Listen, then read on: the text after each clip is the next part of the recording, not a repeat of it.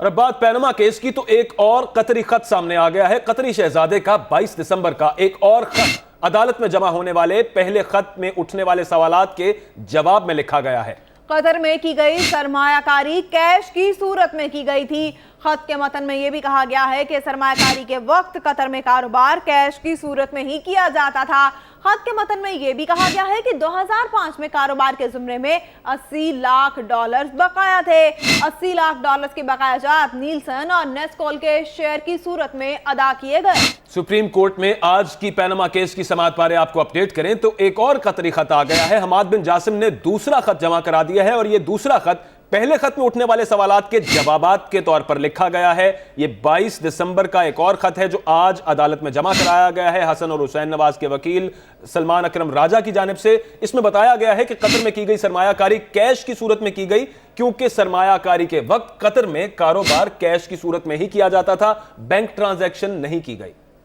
جی ہاں، بالکل ایک اور قطری خط سامنے آ گیا ہے، اور یہ خط پہلے والے خط میں اٹھنے والے سوالات کے جواب میں لکھا گیا ہے۔ قطری شہزادے کا 22 دسمبر کا ایک اور خط عدالت میں جمع کرایا گیا ہے۔ قطر میں کی گئی سرمایہ کاری کیش کی صورت میں کی گئی۔ خط میں یہ بھی کہا گیا ہے کہ سرمایہ کاری کے وقت قطر میں کاروبار کیش کی صورت میں ہی کیا جاتا تھا۔ 2005 میں کاروبار کے زمرے میں $80 لاکھ بقایا تھے۔ $80 لاکھ کے بقایا جات نیلسن اور نیسکول کے شیئر کی صورت میں ادا کیے گئے۔ جی ہاں، پینما کیس کی سماعت آج ہوئی، جہاں پر حسن اور حسین نواز کے وکیل سلمان اکرم راجہ نے قطری شہزادے کا ایک اور خط، دوسرا خط جمع کرا دیا ہے۔ یہ دوسرا خط جمع کرایا گیا ہے پہلے خط کے بعد اٹھنے والے سوالات کے جواب میں، اور اس خط میں یہ بتایا گیا ہے کہ قطر میں جو سرمایہ کاری کی گئی تھی شریف خاندان کی جانب سے، وہ کیش کی صورت میں کی گئی تھی۔ سرمایہ کاری کے وقت قطر میں کاروبار کیش کی صورت میں ہی کیا جاتا تھا۔ مزید بات کرتے ہیں اس پر عارف نظامی صاحب، سینئر تجزیہ کار ہیں۔ بہت شکریہ سر آپ کے وقت کا۔ یہ فرمائیے گا کہ آج حسن اور حسین نواز صاحب کی جانب سے جو دوسرا قطری خط سامنے آیا، اس میں کہا گیا کہ کیش کی صورت میں ساری سرمایہ کاری کی گئی، اور اس دور میں کاروبار قطر میں کیش کی صورت میں ہی ہوتا تھا۔ سر کتنی قرین قیاس ہے یہ بات؟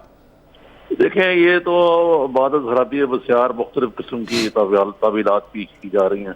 پہلے ایک قطری خط، دوسرا یہ جو میاں نواز شریف کی ڈیفینس ٹیم ہے، یہ کوئی مربوط قسم کا دفاع پیش نہیں کر سکی، لیکن مجھے اس کا معلوم نہیں ہے کہ کیا اس کی ڈیٹیلز ہیں۔ اس کے بعد ایک نئی بحث چڑھ جائے گی، تو اب دیکھیے اس پہ عدالت کیا رویہ اختیار کرتی ہے۔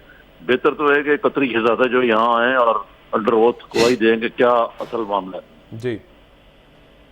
جی شکریہ عارف نظامی صاحب، آپ نے گفتگو کی۔ ایک اور قطری خط سامنے آ گیا ہے۔ قطری شہزادے نے دوسرا خط دے دیا ہے جو کہ آج سلمان اکرم راجہ کی جانب سے سپریم کورٹ میں جمع کرایا گیا ہے۔ جی ہاں، بالکل ایک اور خط سامنے آیا ہے قطری شہزادے کا 22 دسمبر کو۔ ہمارے ساتھ موجود ہیں ڈائریکٹر نارتھ فاروق فیصل صاحب، ان سے بات کرتے ہیں۔ فاروق صاحب، یہ جواب داخل کرایا گیا ہے حسن اور حسین نواز کی جانب سے، جس میں کہا گیا ہے کہ جس وقت سرمایہ کاری کر رہے تھے قطر میں، اس وقت کیش میں ہی سرمایہ کاری کی جاتی تھی۔ نہیں، ایسا نہیں ہے، دنیا بھر میں آج سے نہیں ہے، جب سے بینکنگ سسٹم جدید سامنے آیا اور ملک کے سرحدیں بنی ہیں اور جب یہ ویزے آئے ہیں، تو یہ سارا طریقہ کار جو ہے ہمیشہ بینکنگ کے ذریعے کاروبار ہوا کرتا ہے۔ یہ جو کیش والا کاروبار ہوتا ہے، یہ کوئی 1000-2000 والا کاروبار ہو، اس میں تو چلے مان لیتے ہیں ہم کہ کیش میں ہوا ہے، لیکن یہ جو اربوں اور کروڑوں روپے کا کیش ہے، اگر آپ اس کے نوٹوں کا حساب لگائیں تو یہ منو تو اس کا وزن ہی بن جاتا، اور کئی ٹرنک جو ہے اس میں جو یہ بھرے جائیں گے۔ تو یہ بالکل ایک بوگس دلیل ہے کہ اپنے دفاع میں کہ وہ کیش میں کاروبار ہوتا تھا۔ ہمیں تو نہیں معلوم کہ اپنا اگر 80 میں یا 90 کی دہائی میں اگر کروڑوں روپیہ کوئی منتقل کرتا ہے ایک ملک سے دوسرے ملک میں، یا ایک پیمنٹ اسٹیل مل لگاتا ہے کوئی اپنا، اس کے لیے کروڑوں اربوں روپے چاہیے ہوگا، تو کیسے وہ کیش کو کیری کرتا ہوگا؟ یہ انتہائی ایک فضول دلیل ہے، اور یہ کسی کام نہیں ہے، جس کی کوئی قانونی حیثیت نہیں ہے۔ اس وقت تک یہ قانونی حیثیت بنے گی جب جو شخص جو کہہ رہا ہے کہ میں نے پیسہ دیا ہے ان کو یا میں نے ان کے ساتھ کیش کا کاروبار کیا، وہ خود عدالت عظمیٰ میں آ کر انڈر اوتھ آ کے یہ بیان نہیں دیتا کہ جو اس نے خط میں لکھا ہے اور وہ سارا ویسے ہی ہے، اور ویسے بھی غیر ملکی کی گواہی۔ جی فاروق فیصل صاحب، اون صاحب بیورو چیف اسلام آباد بھی ہمارے ساتھ ہیں، ان سے بھی بات کرتے ہیں۔ اور یہ بتائیے گا، آج جو جمع کرایا گیا ہے دوسرا خط سلمان اکرم راجہ کی جانب سے، اس میں یہ بھی قطری شہزادہ نے یہ بھی کلیم کیا ہے کہ میاں شریف کے ان کے والد سے قریبی تعلقات تھے اور سرمایہ کاری کیش کی صورت میں کی گئی، اور اس کے بعد یہ حسن اور حسین نواز کی جانب سے خط ہے، اور وہاں پر وہ اپنے باپ کی بات کر رہے ہیں، درمیان میں پرائم منسٹر صاحب یا ان کے بھائیوں میں سے کسی کا نام نہیں ہے کہیں پہ۔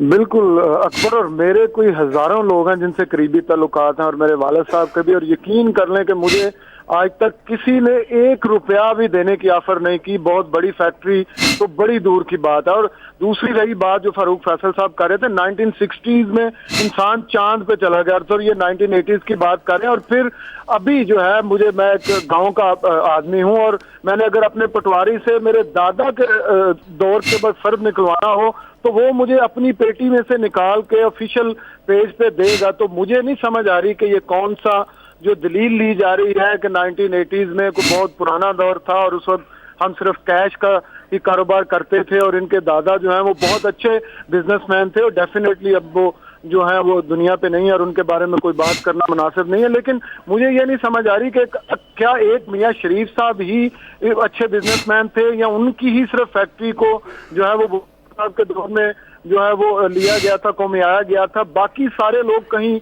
चले गए, उनका कहीं नामो निशान नहीं। लेकिन इनकी इतनी एक्सपर्टीज थी कि वहां से अरबियों ने बुलाया, वहां पे उन्होंने एक मीटिंग बुलाई कि इन सारों में से सबसे ज्यादा। शुक्रिया ब्यूरो चीफ ऑन साही और डायरेक्टर नॉर्थ फारूक फैसल हमसे गुफ्तगू